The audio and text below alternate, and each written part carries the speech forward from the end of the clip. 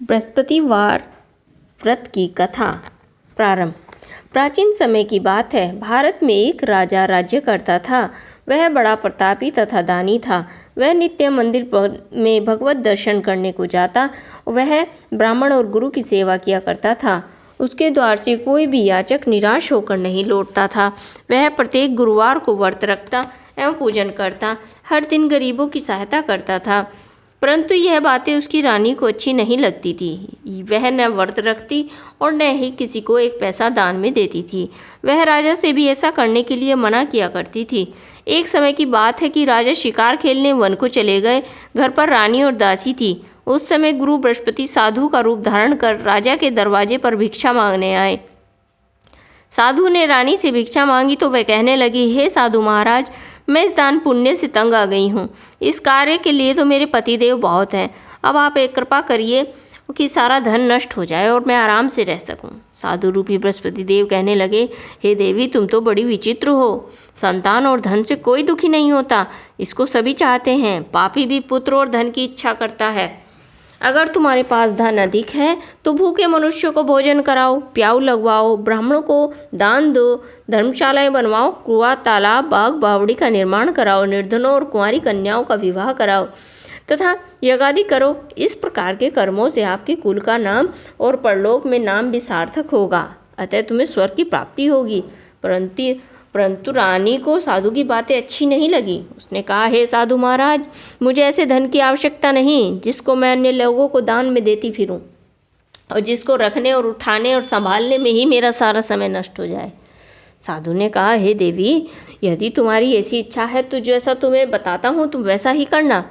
बृहस्पतिवार के दिन घर आंगन को गोबर से लीपना, अपने केशों को पीली मिट्टी से धोना, केशों को धोते समय स्नान करना, राजा से कहना हजामत बनवाए, भोजन में मांस मदिरा खाना, कपड़े धोबी के यहाँ धुलने को देना। इस प्रकार 7 बृहस्पतिवार तक करने से तुम्हारा सारा धन नष्ट हो जाएगा। यह कहकर साधु रूपी महाराज अंतर्ध्यान हो गए।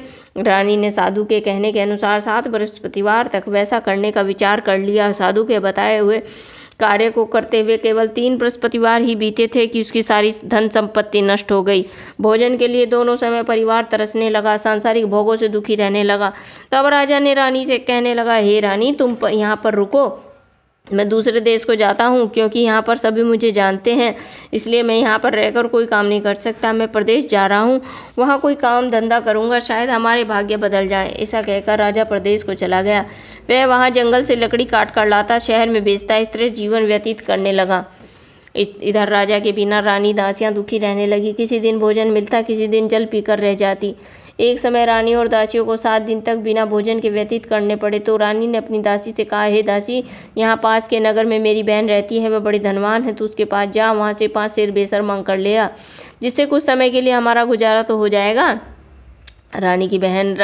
दासी रानी की बहन के पास चली गई। रानी की बहन उस समय पूजा कर रही थी। बृहस्पतिवार का दिन था। दासी ने रानी की बहन से कहा, हे रानी, मुझे आपकी बहन ने भेजा है, मुझे 5 सेर बेसर दे दो। दासी ने यह बात अनेकों बार कही होगी, परंतु रानी की बहन ने कोई उत्तर ही नहीं दिया क्योंकि वह उस समय बृहस्पतिवार का व्रत कर रही थी। जब दासी ने रानी की बहन से कोई उत्तर नहीं मिला हुआ पाया तो वह बहुत दुखी हुई और क्रोध भी आया। वह लौटकर रानी से बोली, हे रानी, आपकी बहन तो बहुत ही घमंडी है, वह तो छोटे लोगों से बात ही नहीं करती। मैंने उससे कहा तो उसने कोई उत्तर ही नहीं दिया, मैं वापस चली आई। रानी बोली, हे दासी, इसमें तुम्हारा कोई दोष नहीं है। जब बुरे दिन आते हैं तब कोई सहारा नहीं देता। अच्छे बुरे का पता तो विपत्ति में ही लगता है। जो ईश्वर की इच्छा होगी वही होगा, यह हमारे भाग्य का दोष है। उधर रानी की बहन ने सोचा कि मेरी बहन की दासी आई थी परंतु मैं उससे कुछ बोल नहीं पाई, इससे वह बहुत दुखी होगी। अतः कथा सुनो। विष्णु भगवान जी का पूजन समाप्त कर अपनी बहन के घर आई और कहने लगी, हे बहन, मैं बृहस्पतिवार का व्रत कर रही थी, तुम्हारी दासी हमारे घर गई थी, परंतु जब तक कथा होती है तब तक हम लोग ना उठते हैं ना बोलते हैं, ना इसलिए मैं नहीं बोली। कहो दासी, तुम किस लिए गई थी? रानी बोली, बहन, हमारे घर अनाज नहीं था, वैसे तुमसे कोई बात छिपी भी नहीं है, इस कारण मैंने दासी को तुम्हारे पास 5 सेर बेसर लेने के लिए भेजा था। रानी की बहन बोली, बहन देखो, बृहस्पति भगवान सबकी मनोकामनाएं पूर्ण करते हैं, देखो शायद तुम्हारे घर में ही अनाज रखा हो। यह सुनकर दासी घर के अंदर गई तो वहाँ उसे एक घड़ा बेसर से भरा हुआ मिल गया। उसे बड़ी हैरानी हुई क्योंकि उसने एक एक बर्तन देख लिया था। उसने बाहर आकर रानी को बताया। दासी अपनी रानी से कहने लगी, हे रानी देखो, वैसे हमको जब अन्न नहीं मिलता तो हम रोज ही व्रत करते हैं। अगर इनसे व्रत की विधि और कथा पूछ ली जाए तो हम भी कर लिया करेंगे।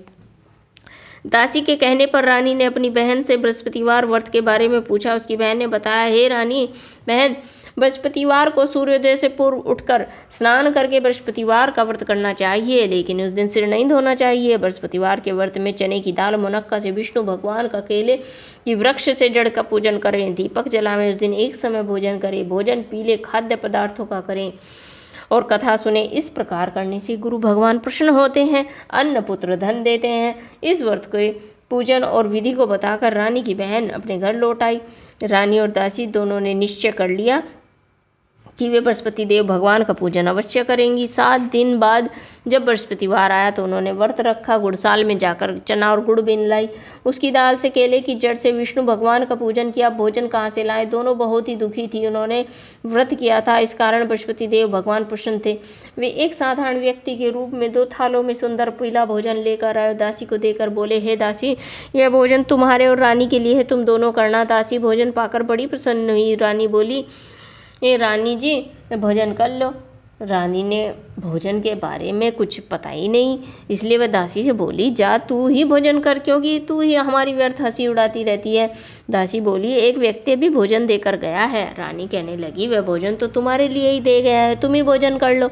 दासी ने कहा, वह व्यक्ति हम दोनों के लिए 2 थालों में भोजन दे गया है, इसलिए मैं और आप दोनों साथ ही साथ भोजन करेंगे। फिर दोनों ने गुरु भगवान को नमस्कार कर भोजन आरंभ कर दिया। उसके बाद से वे प्रत्येक बृहस्पतिवार को गुरु भगवान का व्रत और पूजन करने लगी। बृहस्पति भगवान की कृपा से उनके पास धन हो गया, परंतु रानी बोली पहले की तरह आलस्य करने लग गई। तब दासी बोली, देखो रानी, तुमने पहले भी आलस्य किया था, जिससे हमें इतना कष्ट उठाना पड़ा और सारा धन नष्ट हो गया। अब फिर तुम आलस्य करने लग गई हो। बड़ी मुसीबतों के बाद हमने धन पाया, इसलिए तो हमें दान पुण्य करना चाहिए। तुम भूखे मनुष्य को भोजन कराओ, प्याऊ लगवाओ, ब्राह्मणों को दान दो, कुआं, तालाब, बाग, बावड़ी का निर्माण कराओ, मंदिर, पाठशाला बनवाओ, कुंवारी कन्याओं का विवाह कराओ, धन को शुभ कार्यों में खर्च करो। इससे तुम्हारे कुल का यश बढ़ेगा, स्वर्ग की प्राप्ति होगी, पितृ प्रसन्न होंगे। दासी की बात मानकर रानी ने इसी प्रकार के कर्म करने आरंभ कर दिए, जिससे उसको काफ़ी यश मिलने लगा। एक दिन रानी और दासी आपस में विचार करने लगे कि न जाने राजा किस दशा में होंगे, उनकी तो कोई खोज खबर ही नहीं है। गुरु भगवान से उन्होंने प्रार्थना की। भगवान रात्रि में राजा को स्वप्न में कहा, हे राजा, उठ, तेरी रानी तुझको याद करती है, अब अपने देश को लौट जा। राजा प्रातःकाल उठकर जंगल से लकड़ियां काटकर जंगल से लकड़ियां काट कर लाने के लिए जंगल की ओर चढ़ पड़ा। जंगल में गुजरते हुए सोचने लगा, रानी की गलती से मुझे कितने दुख भोगने पड़े। राजपाट छोड़कर जंगल में आकर रहने पड़ा, जंगल से लकड़ियां काट कर गुजारा करना पड़ा। उसी समय जंगल में बृहस्पति देव एक साधु का रूप धारण करके आए और राजा के पास आकर बोले, हे लकड़हारे, तुम इस सुनसान जंगल में किस चिंता में बैठे हो, मुझे बतलाओ। यह सुनकर राजा के नेत्रों में तो जल भर आया। साधु की वंदना कर बोला, हे प्रभु, आप सब कुछ जानने वाले हैं। इतना कहकर राजा ने साधु को अपनी संपूर्ण कहानी सुना दी। महात्मा स्वभाव से दयालु होते हैं। वे राजा से बोले, हे राजा, तुम्हारी पत्नी ने बृहस्पति देव के प्रति अपराध किया था, जिसके कारण तुम्हारी यह दशा हुई है। अब तुम किसी प्रकार की चिंता मत करो, भगवान तुम्हें पहले से अधिक धन देगा। और तुम्हारी पत्नी ने बृहस्पतिवार का व्रत आरंभ कर दिया है। अब तुम भी बृहस्पतिवार का व्रत करके चने की दाल, गुड़ और जल को लोटे में डालकर केले के पत्ते से भगवान विष्णु का पूजन शुरू कर दो और कथा सुनो। भगवान तुम्हारी सारी मनोकामनाएं पूर्ण करेंगे। साधु को प्रसन्न देखकर राजा बोला, हे प्रभु, मुझे लकड़ी बेचकर इतना पैसा भी नहीं बचता कि जिससे मैं भोजन के उपरांत कुछ बचा सकूं। मैंने रात्रि में अपनी रानी को व्याकुल देखा, मेरे पास कोई साधन भी नहीं जिससे मैं उसका समाचार जान सकूं। फिर मैं बृहस्पतिवार की कौन सी कहानी कहूं या सुनूं, मुझे तो कुछ भी मालूम नहीं है। साधु ने कहा, हे राजा, तुम किसी प्रकार की चिंता मत करो। बृहस्पति देव के दिन तुम रोजाना की तरह लकड़ियां लेकर शहर में जाना और तुम्हें रोज से 2 गुना धन प्राप्त होगा, जिससे तुम भली भांति भोजन भी कर लोगे और बृहस्पति देव की पूजा का सामान भी आ जाएगा। बृहस्पति देव की कथा इस प्रकार है, मैं तुम्हें कथा सुनाता हूँ। प्राचीन काल में एक बहुत निर्धन ब्राह्मण था। उसकी कोई संतान नहीं थी। वह नित्य पूजा पाठ करता, उसकी स्त्री मलता के साथ रहती थी। वह न स्नान करती, न किसी देवता का पूजन करती। प्रातःकाल उठते सर्वप्रथम भोजन करती, बाद में अन्य कार्य करती। ब्राह्मण देवता बहुत दुखी थे, पत्नी को समझाते हुए, किंतु उसका कोई परिणाम नहीं निकलता। भगवान की अनुकंपा से एक समय उस ब्राह्मण की पत्नी गर्भवती हुई। 10वें महीने में एक सुंदर कन्या को जन्म दिया। निर्धन ब्राह्मण कन्या के जन्म से बहुत दुखी था। धीरे धीरे ब्राह्मण की कन्या बड़ी होने लगी। बचपन से ही उस कन्या की रुचि भगवान विष्णु की पूजा में थी। वह प्रातः उठते स्नान आदि करती, भगवान विष्णु की पूजा करने के लिए मंदिर में जाती थी। बृहस्पतिवार को व्रत करके विधि पूर्वक पूजा पाठ करती। पूजा पाठ के बाद वह पढ़ने के लिए पाठशाला जाती। पगड़ से मुट्ठी भर जौ लेकर जाती। रास्ते में थोड़े थोड़े जौ गिराती जाती। जब तक वह पाठशाला से घर लौटती, हुए जौ के दाने सोने में बदले हुए मिलते। लड़की उन सभी दानों को बिन लाती थी। एक दिन जब वह सोने के दानों को साफ कर रही थी, उसकी माँ ने कहा, बेटी, सोने के दाने साफ करने के लिए सोने का सूप भी होना चाहिए। अगले दिन बृहस्पतिवार था। उसने भगवान बृहस्पतिदेव की पूजा करते हुए प्रार्थना की, हे भगवान, यदि मैंने व्रत आपका विधिवत किया हो तो मुझे सोने का सूप दे। तो भगवान बृहस्पतिदेव ने उसकी मनोकामना पूरी करने का वचन दिया। पाठशाला से लौटते समय उसे रास्ते में सोने का सूप पड़ा हुआ मिला। घर से लौटकर सोने का सूप अपनी माँ को दिखाकर वह सोने के दाने साफ करने लगी। उसी नगर में नगर का राजकुमार उसके घर के पास से गुजरा। उस सुंदर लड़की को सोने के सूप में जो साफ करते देखकर राजकुमार उस पर मोहित हो गया। महल में लौटकर राजकुमार ने राजा से उस लड़की के विवाह करने की इच्छा प्रकट की। तो राजा ने ब्राह्मण को महल में बुलाकर राजकुमार से लड़की का विवाह के बाद कि ब्राह्मण तैयार हो गया। धूमधाम से उस लड़की का विवाह राजकुमार से हुआ। दुल्हन बनकर ब्राह्मण की लड़की महल में चली गई। लड़की के चले जाने से ब्राह्मण फिर से निर्धन हो गया। उसे कई कई दिनों तक भोजन नहीं मिलता। बहुत दुखी होकर ब्राह्मण एक दिन अपनी लड़की के पास गया। अपने पिता से निर्धनता का समाचार सुनकर उससे बहुत धन देकर पिता को विदा किया। उस धन से ब्राह्मणों ने न कुछ दिन तो आराम से अपना जिंदगी बसर कर ली, लेकिन जल्द ही फिर भूखों मरने की हालत हो गई। ब्राह्मण अपनी लड़की से धन लेने के लिए फिर महल में पहुंच गया। लड़की ने अपने पिता की बुरी हालत देखकर कहा, पिताजी, आखिर कब तक मुझसे धन लेकर जीवन यापन करते रहेंगे? आप कोई ऐसा उपाय क्यों नहीं करते जिससे आपका घर धन संपत्ति से भर जाए? ब्राह्मण ने कहा, मैं तो तुम्हारी माता को बहुत समझा लिया, पर उनकी समझ में तो कुछ आता नहीं। उनका फूहड़पन नष्ट हो तो घर की निर्धनता भी दूर हो जाए। तब कुछ सोच समझ कर लड़की ने पिताजी से कहा, हे पिताजी, आप कुछ दिनों के लिए माँ को मेरे पास छोड़ जाइए। तब कुछ सोचकर ब्राह्मण की पत्नी को लड़की के पास महल में छोड़ आया। लड़की ने अपनी माँ से कहा, माँ, तुम प्रातःकाल उठकर स्नान आदि करके भगवान विष्णु की पूजा अवश्य करना। पूजा करने से तुम्हारी निर्धनता अवश्य दूर हो जाएगी। लेकिन उसकी माँ ने उसकी कोई बात नहीं मानी। तब क्रोधित होकर लड़की ने माँ को एक कक्ष में बंद कर दिया। सूर्योदय से समय उठाकर जबरदस्ती स्नान कराया। फिर मंदिर में ले जाकर बृहस्पति देव की पूजा कराई। कुछ दिनों तक ऐसा करने से माँ की बुद्धि में परिवर्तन हो गया। अतः वह स्वयं ही बृहस्पतिवार का व्रत रखने लग गई। उसके व्रत करने से ब्राह्मण के घर में भगवान विष्णु की अनुकंपा से धन की वर्षा होने लगी। दोनों पति पत्नी धन संपत्ति पाकर आनंद पूर्वक जीवन यापन करते हुए विष्णु धाम को चले गए। लकड़हारा बने राजा ने उस साधु को भगवान बृहस्पतिदेव की कथा सुनकर बृहस्पतिवार का व्रत करके भगवान विष्णु की पूजा की। उस दिन से उसके सभी क्लेश दूर हो गए। लेकिन अगले बृहस्पतिवार को काम काज में अधिक व्यस्त रहने के कारण उसने भगवान बृहस्पति देव का व्रत नहीं किया। भगवान बृहस्पति देव लकड़हारे से क्रोधित हो गए, उसे भूल की सजा दी। उस दिन नगर के राजा ने नगर में घोषणा करके सबको सूचित कर दिया कि प्रत्येक नागरिक मेरे महल में भोजन करने को आए। जो नहीं आएगा उसे अपराधी मानकर भारी दंड दिया जाएगा। लकड़हारा बने राजा ने उस नगर के राजा की घोषणा सुनी, लेकिन जंगल से लकड़ी काटकर लाने और उन्हें बेचने में देर हो जाने के कारण महल में भोजन करने को नहीं जा सका। अतः राजा के सैनिक लकड़हारे को पकड़कर महल में ले गए। राजा ने उसे महल में एक कक्ष में बैठाकर भोजन कराया। उस कक्ष में एक खूंटी पर सोने का हार लटका हुआ था। लकड़हारा अकेला उस कक्ष में भोजन कर रहा था। तभी उसने एक आश्चर्यजनक घटना घटती हुई देखी। देखते ही देखते हुए खूंटी हार को निकल गई। थोड़ी देर के बाद राजा ने हार को गायब देखा तो लकड़हारे को कारावास में डलवा दिया। लकड़हारा मन ही मन अपने भाग्य को कोसने लगा। तभी उसे जंगल में मिले साधु का स्मरण आया। थोड़ी देर में भगवान बृहस्पति देव सन्यासी के रूप में उसके सामने प्रकट हुए और कहा, हे लकड़हारे, तूने भगवान बृहस्पति देव की पूजा नहीं की, इसी कारण तुम्हें कष्ट हुआ है। लेकिन अब चिंता मत करना। बृहस्पतिवार के दिन कारागार के दरवाजे पर तुम्हें कुछ पैसे पड़े हुए मिलेंगे। उन पैसों से भगवान बृहस्पति देव की पूजा करना और तुम्हारे सारे दुख नष्ट हो जाएंगे। उन पैसों से भगवान बृहस्पति देव का व्रत करके चने और गुड़ मंगाकर लकड़हारे ने बृहस्पतिवार की कथा कही और भगवान बृहस्पति देव ने प्रसन्न होकर उसके नगर के राजा को स्वप्न में लकड़हारे को कारागार से मुक्त करने को कहा। सुबह राजा ने अपने कक्ष में आकर देखा तो खूंटी पर हार लटका हुआ था। राजा ने लकड़हारे को मुक्त कर दिया, उसे धन और आभूषण देकर विदा कर दिया। लकड़हारा बना राजा उस नगर से चलकर अपने नगर में पहुंचा था। उस नगर में कुएं, धर्मशाला, बाग बगीचे देखकर बहुत प्रसन्न हुआ। राजा ने पूछा, ये किसने बनवाए हैं?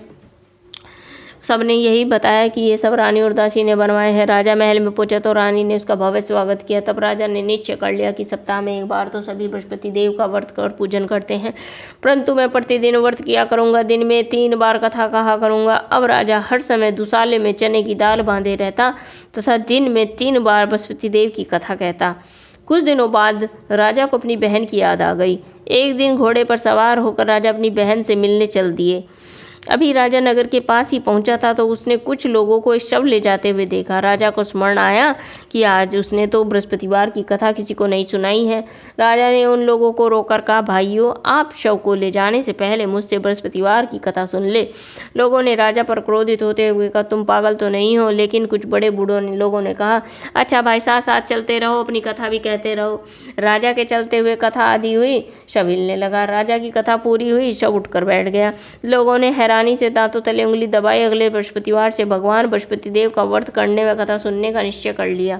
अब घोड़े पर सवार राजा को चलते हुए एक किसान के पास पहुंचा। किसान अपने खेत में हल चला रहा था। राजा ने कहा, अरे भाई, मुझसे बृहस्पतिवार की कथा सुन लो। किसान ने झुंझलाकर कहा, अरे भाई, देख नहीं रहे हो, जितनी देर तक तुम्हारी कथा सुनूंगा उतनी देर में तो पूरे खेत में हल चला लूंगा। राजा निराश होकर लौटने लगे। तभी किसान के बैल लड़खड़ाकर जमीन पर जा गिरे। किसान के पेट में भी जोरों का दर्द होने लगा। उस किसान की पत्नी जब खाना लेकर आई तो उसने किसान से इस बारे में पूछ लिया। किसान ने घुड़सवार की पूरी कहानी सुना दी। किसान की पत्नी दौड़ती हुई राजा के पास पहुंचकर हाथ जोड़कर बोली, भैया, मैं तुम्हारी कथा सुनने को तैयार हूँ। राजा ने उसके साथ खेत पर पहुंचकर बृहस्पतिवार की कथा सुनाई। तभी बैल भी उठकर खड़े हो गए। किसान के पेट का दर्द भी तुरंत ठीक हो गया। राजा अपनी बहन के घर पहुंचा तो उसका बहुत स्वागत हुआ। अगले दिन सुबह उठकर राजा ने देखा कि घर के सभी लोग तो भोजन कर रहे हैं। किसी भूखे व्यक्ति को बृहस्पतिवार की कथा सुनाए बिना तो राजा भोजन भी नहीं करता था। उसने बहन से कहा, बहन, क्या तुम्हारे घर में कोई ऐसा व्यक्ति है जिसने अभी तक भोजन ना किया हो? उसकी बहन बोली, भैया, हमारे घर में तो क्या, पूरे नगर में भी तुम्हें ऐसा व्यक्ति नहीं मिलेगा जिसने सुबह सुबह भोजन नहीं किया हो। तब राजा ने अपनी बहन के घर से निकलकर उस नगर में बिना भोजन किए व्यक्ति की तलाश शुरू कर दी। एक गडरिये के घर में उसका बेटा बीमार होने के कारण भूखा रह गया था। राजा ने उसको जाकर बृहस्पतिवार की कथा सुनाई। कथा सुनते सुनते गडरिये का बेटा बिल्कुल ठीक हो गया।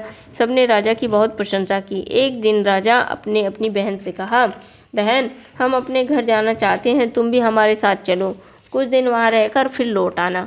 राजा की बहन ने अपनी सास से पूछा तो सास ने ताने मारते हुए कहा, बहू, मायके जाना तो अकेली जाना, मेरे पोतों को नहीं ले जाना। तुम्हारे भाई के कोई संतान तो है नहीं, कहीं तुम्हारी भाभी मेरे पोतों पर कोई जादू टोना ना कर दे। दूसरे कक्ष में बहन की सास की बातें सुनकर राजा दुखी मन से अकेला ही अपने नगर को लौट आया।